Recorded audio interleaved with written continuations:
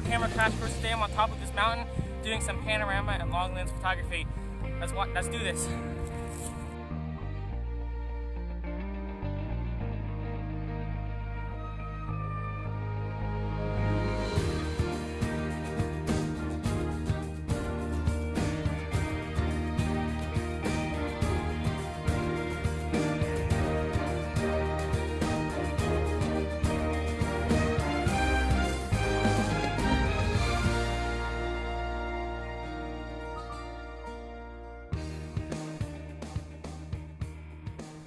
Okay, so I got my camera set up here.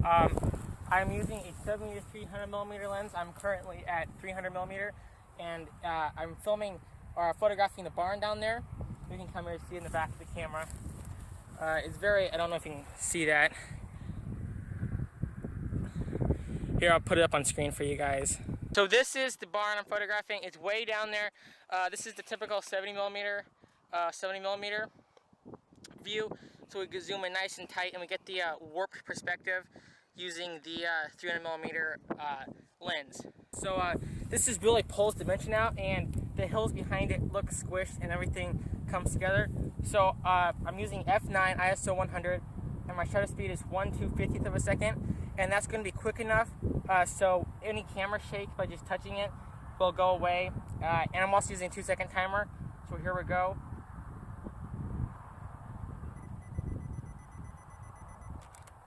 There we go, and I have it taking 2 shots, so if one doesn't turn out how I expected it to, the second one will. So yeah, that's pretty cool.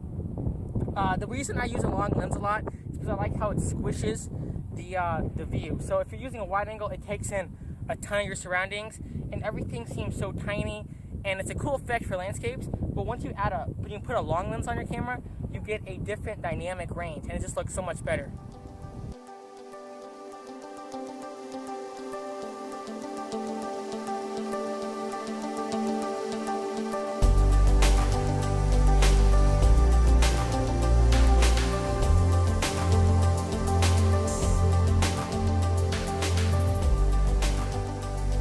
What I'm going to do now is I'm going to put my 18 to 55 millimeter lens on, and I'm going to take a panorama of like 9 shots. So it's going to be boom, boom, boom, boom, boom, boom, okay, for 9 shots. And then I'll come back into post-processing and I'll stitch that together into a panorama. So the 2 things that I really sucker for are long lens and panoramic shoots. I use panorama shoots, probably 1 out of every 5 photos I take is going to become a panorama. I use panoramas a lot in real estate photography, so when you're doing interiors, use a panorama. I also like using panoramas for landscapes like this, because it really gives you the scale of where you're at, and it just gives another perspective. So here we go. Now the way to do panoramas is pretty simple. You want to get your ball head as flat as possible, and you want to make sure your horizon line, as you spin the camera like this, stays straight. So I'm going to get that set up right now. We'll take a look at this. So, as you can see in the camera, if I go like this, the horizon line kind of changes a little bit, and I want it to be perfectly level.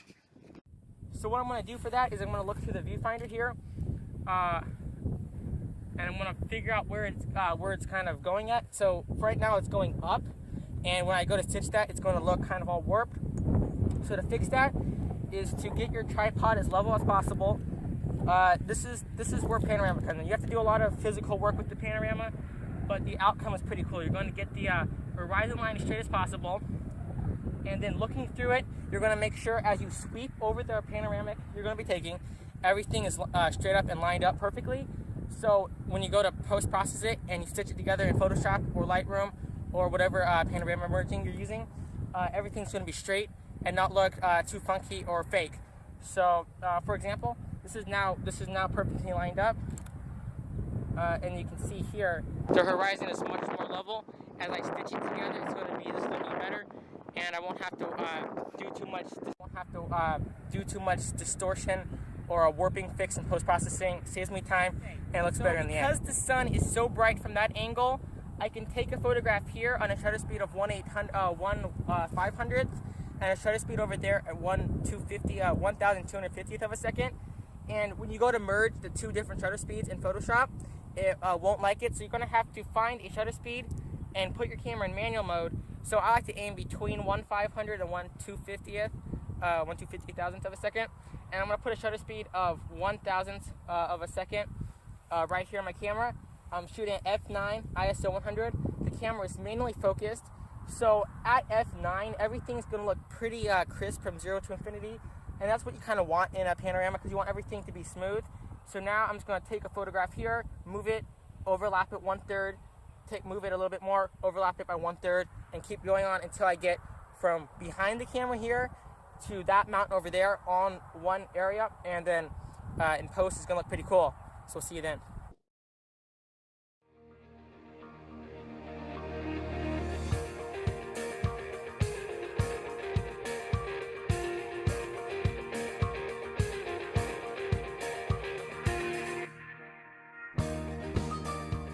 Hi guys, welcome back.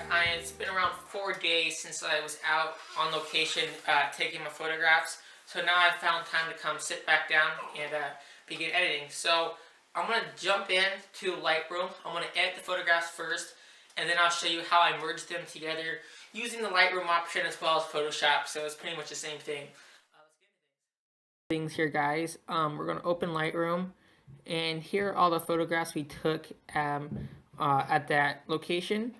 So yeah, I took 2 sets of panoramas. You can see right here from this photograph to this photograph. These are all one set of panoramas, and then from this photograph to this photograph here, this is all one set of panorama as well. So what we're going to do here is, when I go to edit a photograph, specifically a panorama, I'm going to go for a photograph that's kind of right in the middle. So I think this one will be good. And we'll go to develop it. Now this is your first time using Lightroom. It's a really simple program to use. If you're having trouble importing your photographs, plug your SD card into the side or phone or whatever device you're trying to import from, and click the import button. You'll then be able to import your photographs as usual. Now I'm shooting in RAW. I recommend you guys shoot the same, simply because when I go to edit it, it's going to have a lot more control over the shadows of the image, so the darkest parts of the image, as this area right here will be able to bring a lot of detail back from that. And this kind of mountain right here will be able to bring that back to life as well. So all sorts of things. So I'm going to jump into basics, to the basic tab here. Now what a lot of people go with first is just dropping the highlights of the image. And I typically do the same. Drop the highlights, open up the shadows, and adjust your white. So as you saw, I dropped the highlights. If I was to bring the highlights up and make it really bright, so I want the highlights to come down. If I was to drop the shadows and make everything very dark, so we'll open the shadows, get all that detail from there. So I'll just do a negative, probably 80 on the shadows, and negative 80 on the highlights. So that's pretty even right there. Now I'm gonna hold the Alt key on a Windows computer. While I hold that, I can click on the whites, and we get this black tab here, and you'll see as I drag to the right or to the left, it just stays black.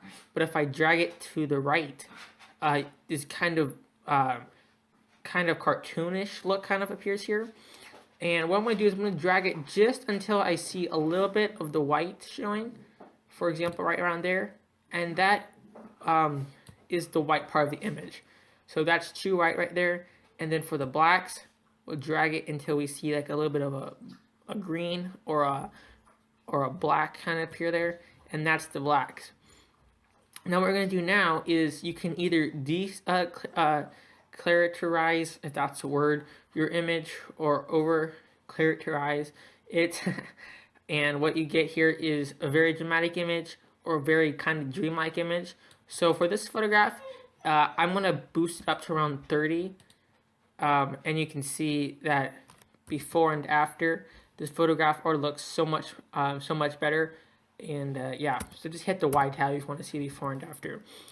Something which I think we need to work on now is the white balance. So we can go to shade. You can go to daylight. You can try the different white balances. Now depending on what camera you have, white balance is different for each one. So for this one, I'm going to kind of do it manually. I'm going to drag it to the right to increase. warmth of the photograph, I'm going to drag the hue or the tint a little bit. So I want this really warm, kind of pinky feel to it, as if it was a sunset. And you'll see what I mean there. And now we can come to the vibrance or saturation of it. So by dragging it, we're going to get a very saturated image. If this is what you like, then go ahead and do it. But I'm going to bring the vibrance down by -40. I'm going to up the saturation by 20 or like 30, okay? So now we have this kind of surreal look to the photograph here. And it just looks really cool. It kind of really displays how I saw the location. So try to edit your photographs how you see them. If you like black and white, you can use black and white, that tab right there. Okay, so now the next thing we're going to do is we're going to come down to lens corrections here. Enable profile lens corrections. And you can see what happens here is it kind of removes some of the vignetting around the edge of it. And the kind of gives any warping that the lens causes, it removes that as well. Now also, you want to remove chromatic aberration. I'm not sure if this image has it too much. I don't see too much of it. But what chromatic aberration does is you kind of see on hide the differences in colors here. So you have this very dark color versus very white color. You'll get like a pink strip there. So we'll just remove that anyways. Maybe that'll go down. Okay, it went down a little bit. You guys probably can't tell on YouTube, but it did go down a little bit. But you can see before and after. Not a big deal, but when you're going to edit a panorama, that's going to be a big part of the image. And now what we're going to do is we're going to go to your camera calibration. Now this slider right here gives you a lot of control over how the image looks. So if you want kind of a very deserty look, you can go to the right or to the left. If you want a very kind of tropical feel, go to the right. Go ahead and play around with these sliders depending on what you like. I think we'll drop the greens a little bit, kind of up a little bit like that. So you can see not too big of a deal, but just a little subtle difference right there. We'll grab a graduated filter, and since this is a panorama, we won't have to worry about too big of a deal, and we'll just drop the exposure down a little bit, like so. Okay, and now it's very simple. Just drag it, and if you want to flip it around like that. It's very simple. A graduated filter is very simple tool to use, but a very powerful tool at that. So now that we got the one photograph to a happy place, so you can see the before and after, looks pretty good. We can come back into our library and we can select all of our photos by holding Control and all the photos we're going to use as a panorama, and we can hit sync settings right here. Make sure everything is checked all, and we hit synchronize. Now this is going to, oops, Z here. What I did here is I made the mistake of, yeah, okay, so we're just going to hold shift. You have to do this in two parts because we used, this one is in the middle. So we're going to hit sync settings again, just the same idea, synchronize. Now all these photographs here should become synchronized with this one. So see, they all start to take on the same shape or same color. We're going to click on this, hit shift, do the same thing as right here. Now the reason I didn't do the sun one right here is because this one's kind of in the middle. So you have your shadow on this side and your brights on this side, and they kind of all work together. So now you can see the darkest part of the image looks very, very warm. As we keep moving to the right, you can see it kind of really creates this dynamic here, and it looks really cool. I like this road here. Anyways, so now that we have all of our images the same exact settings, as you can see, everything over here is the same. 1/1000th of a second, f9 at 34 mil, ISO 100, and that setting is the same for every single photograph. So you want everything to be the same for when you go to do a panorama. We want everything, all the same camera settings. So now what we're going to do is we're going to hold shift, select everything, and we'll hit, you can right click and hit photo merge as a panorama, or you can just hit Control M.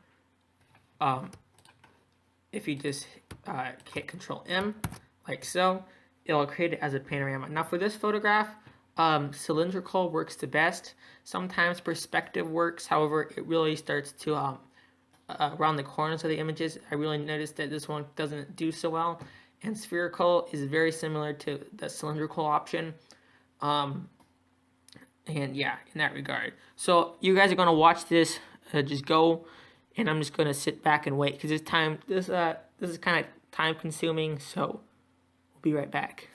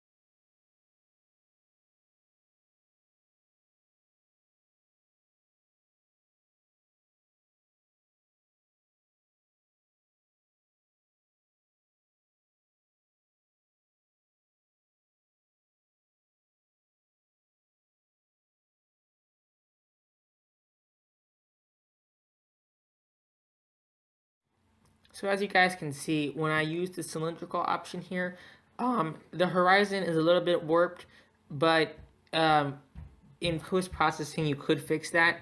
You can auto crop it, but as you can see, it's a pretty big panorama if you auto crop it. Another thing you do is boundary warp, and this kind of fills the whole thing in there. So that's another option if you want the panorama to be a little taller. But for now, you can just hit auto crop, and you can merge it. I'm not going to merge it because it's going to take a long time. But this is pretty much the same idea. You just hit merge, and it does that. So if you're using Photoshop, you would select all of your photos as we have here. Okay, and then you would right click on it, and you would hit edit in. You would edit in or merge to panorama in Photoshop.